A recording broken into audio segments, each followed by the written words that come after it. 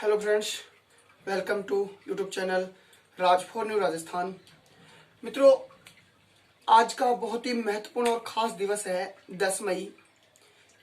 आज mother's day के रूप में मनाया जाता है 10 मई। अगर मित्रों हम बात करें आज के मदर्स डे के रूप में, वैसे सामान्यतः मई का दूसरा जो रविवार है ये मदर्स डे के रूप में मनाया जाता है। सर्वप्रथम जो मनाया गया था अमेरिका में 1914 में, 9 मई 1914 में मदर्स डे के रूप में मनाया गया था। मित्रों, हम अगर बात करें मित्रों, आज बहुत ही महत्वपूर्ण और खास दिवस है मदर्स डे, क्योंकि अगर इस दुनिया में हमें लाने वाली है तो सिर्फ और सिर्फ कौन है? माँ है। माँ की वजह से हमने ये दुनिया देखी है और हम इस मदर्स डे का मनाया जाने का एक महत्वपूर्ण जो उद्देश्य है मित्रों, माता के प्रति जो मातृत्व सेवा हमारी है, यानी माता की जो सेवा, निस्वार्थ सेवा और प्यार बच्चों के प्रति होता है। इस निस्वार्थ सेवा, माता के निस्वार्थ सेवा और प्यार जो बच्चों के प्रति होता है, इसको जनता के सामने लाने के लिए, दिखाने के लिए आज का दिन मदर्स डे के रूप में मनाया जाता है।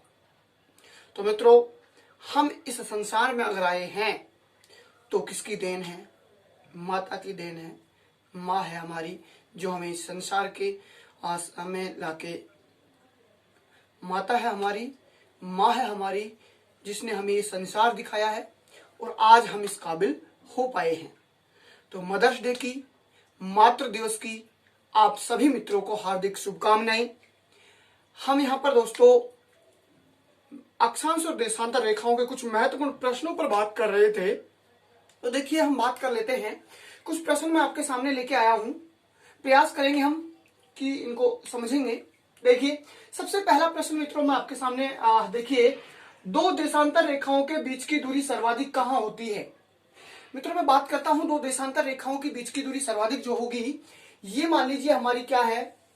पृथ्वी है। और इस पृथ्वी पर मित्रों हम बात करें तो ये होती है भूमध्य रेखा। ये कौन सी होती है? भूमध्य रेखा। अब आप ऑप्शन देखिए, ए ऑप्शन में है कर्क रेखा, बी ऑप्शन मकर रेखा, सी ऑप्शन भूमध्य रेखा और डी ऑप्शन है ध्रुवों पर। मैं चारों को यहाँ पर दर्शाने का प्रयास करता हूं। सबसे पहले नंबर एक क्या आ गई है? भूमध्य रेखा। इसके बाद में मित्रों हम बात करें तो उत्तरी गोलार्ध और दक्षिणी गोलार्ध दो भागों में बट गई हमारी पृथ्वी। उत्तरी गोलार्ध में ये जो रेखा आती है इसको तो कहा जाता है मित्रों कर्क रेखा, ट्रॉपिक ऑफ कैंसर। इसी प्रकार दक्षिणी गोलार्ध में जो 23.5 डिग्री दक्षिणी अक्षांश आती है इसको कहा जाता है मकर रेखा, ट्रॉपिक ऑफ कैप्रिकॉर्न। मित्रों, इसी प्रकार अगर हम बात करें ध्रुवों पर, ये होगा उत्तरी ध्रुव और ये होगा दक्षिणी ध्रुव। 90 डिग्री दक्षिणी अक्षांश दक्षिणी ध्रुव और 90 डिग्री उत्तरी अक्षांश उत्तरी ध्रुव। अगर हम इनमें से देखें मित्रों कि इन चारों में से देशांतर रेखाओं के बीच की जो सर्वाधिक दूरी होती है, ये देशांतर रेखाएं होती है मित्रों। ये क्या होती है? 0 डिग्री देशांतर रेखा है ये। और इस प्रकार से हमारी पृथ्वी पर ये क्या होती हैं? देशांतर रेखाएं होती हैं। उत्तर से दक्षिणी, उत्तरी बिंदु से दक्षिणी बिंदु या उत्तरी ध्रुव को दक्षिणी ध्रुव से मिलाते हुए खींची जाती हैं। अब इसके आइन में देखिए, सबसे ज्यादा दूरी आपको कहां नजर आएगी? भूमध्य रेखा पर। इसके बाद में जो है ध्रुवों की ओर ये दूरी क्या हो जाती है? घटती हुई जाती है। तो हमारा उत्तर क्या हो जाएगा मित्रों? यहाँ पर पहले प्रश्न का जो उत्तर होगा भूमध्य रेखा पर, यानी दो देशांतर रेखाओं के बीच की दूरी सर्वाधिक कहां होती है? भूमध्य रेखा पर। अगले प्रश्न की ओर हम बढ़ते हैं। किसी स्थान का समय 5 AM है, कोई भी स्थान है वहां का समय 5 AM है, सुबह के 5 बज रहे हैं, जबकि GMT का समय 3 AM है। GMT का समय कितना है मित्रों? 3 AM है। उस स्थान का देशांतर, जिस स्थान पर 5 बज रहे हैं उस स्थान का क्या ज्ञात करना? हमें देशांतर ज्ञात करना है। प्रश्न पूछे जाता है मित्रों ऐसा एग्जाम में। देखिए, हम बात करते हैं। सबसे पहले हम बात कर रहे हैं, कोई स्थान है, मान लीजिए ये एक्स है, ये एक्स स्थान है, मान लीजिए। कितने बज रहे हैं? यहाँ पर 5 बज रहे हैं, सुबह के 5 बज रहे हैं AM। और GMT ये मान लीजिए है GMT रेखा। और यहां कितने बज रहे हैं मित्रों? यहां बज रहे हैं 3 AM। कितने बज रहे हैं? 3 AM। मैंने आपसे कहा था कि पूर्व की ओर समय बढ़ता है और पश्चिम की ओर समय घटता है। तो देखिए मित्रों, ये 3 m है और ये 5 m है। समय का अंतर निकाल लेंगे। सबसे पहले समय का अंतर कितने आ गया, 2 घंटे। कितने आया, 2 घंटे। 2 घंटे में आप मिनट, 2 घंटे को मिनट में बदल दीजिए तो कितना हो जाएगा, 2 गुना 60 बराबर 120। कितने मिनट आ गए मित्रों हमारे पास, 120 मिनट आ गई।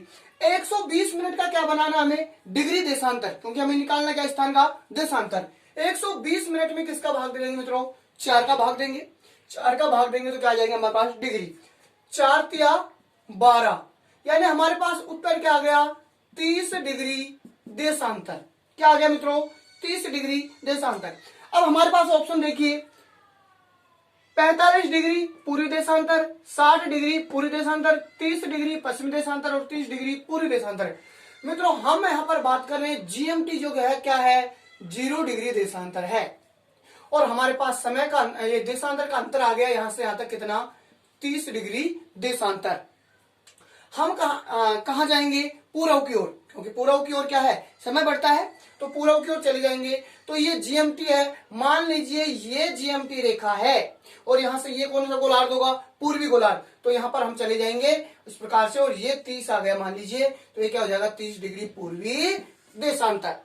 तो उस स्थान का देशांतर क्या हो जाएगा मित्रों, 30 डिग्री पूर्वी देशांतर। इस प्रकार से हम निकाल सकते हैं। चलिए मित्रों अगले प्रश्न की ओर हम बढ़ते हैं। देशांतरीय यामोत्तर के संदर्भ में नीचे दिए गए कथनों पर विचार कीजिए। जो देशांतर यामोत्तर रेखाएं होती हैं उनके संबंध में जो कथन दिए गए हैं उनके निष्कर्ष करने हैं। आज की प्रतियोगी परीक्षाएं जो होती हैं, वर्तमान समय की प्रतियोगी परीक्षाएं, उनमें इस प्रकार के प्रश्न आपसे मित्रों पूछे जाने वाले हैं। बहुत ही महत्वपूर्ण प्रश्न बन गया है आपके लिए। देखिए सबसे पहली बात इन्होंने कही यहाँ पर, नंबर 1, देशांतरीय यामोत्तर अर्धवृत्त होते हैं। अर्धवृत्त होते हैं। ये जो देशांतर रेखाएं हैं सारी, ये क्या होती है मित्रों, अर्धवृत्ताकार होती हैं। पहली बात, इनके बीच की दूरी ध्रुवों की ओर बढ़ने पर घटती है। देखिए मित्रों, इनके बीच की दूरी ये सर्वाधिक है, यहां से इधर जाते हैं तो क्या हो जाएगी, ध्रुवों की ओर घटती है, तथा ध्रुवों पर शून्य हो जाती है। ध्रुवों पर क्या हो जाती है, शून्य हो जाती है। बिल्कुल सही है। दूसरा, शून्य हो जाती है। इनकी लंबाई एक समान होती है। इन सभी की लंबाई मित्रों क्या होती है, समान होती है। 1, 2, 3 तीनों क्या है देशांतर के संदर्भ में सही है। तो चलो हम ऑप्शन पे चलते हैं।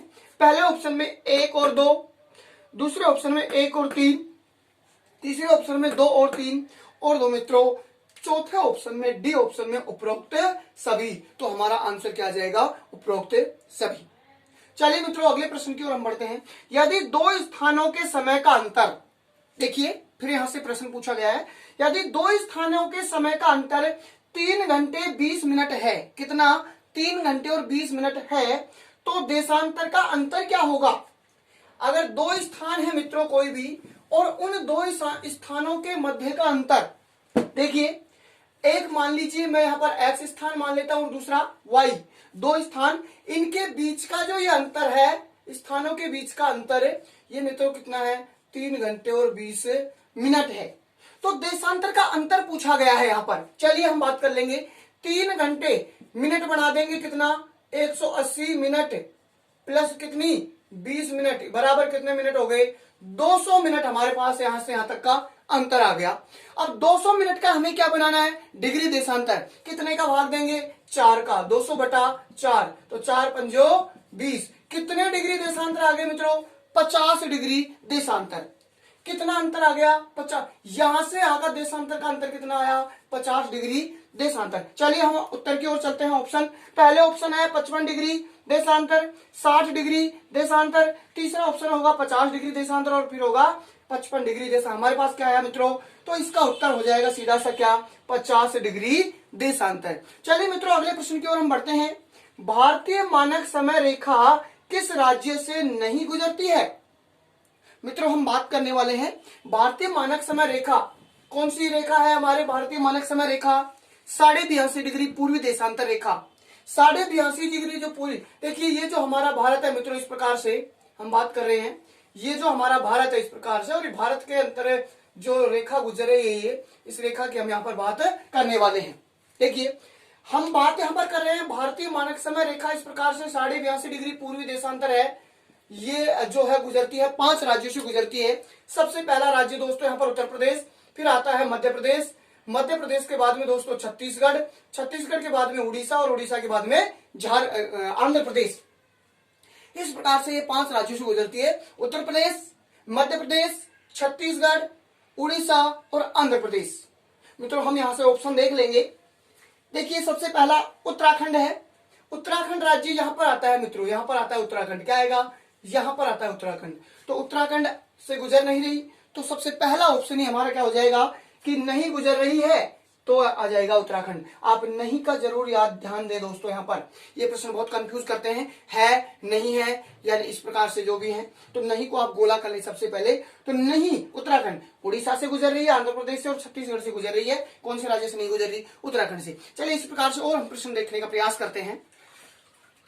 देखिए दोस्तों और आगे हम प्रश्नों की बात करते हैं। कल के जो पेपर था, मैंने जो प्रश्न बनाए थे उनमें से लास्ट 2 प्रश्न मैंने आपके सामने दिए थे कि हमारे भारत का कौन सा शहर है या भारत का कौन सा शहर है जो कर्क रेखा 23.5 डिग्री उत्तरी अक्षांश पर स्थित है। ये प्रश्न आपको मैंने दिया था कमेंट में उत्तर देने के लिए, लेकिन किसी ने कमेंट में कोई उत्तर नहीं दिया था। तो दोस्तों उसका उत्तर होगा झारखंड की राजधानी जो रांची है, राजधानी कहेंगे तो भी रांची और भारत का शहर कहेंगे तो भी रांची शहर है जो कर्क रेखा पर स्थित है।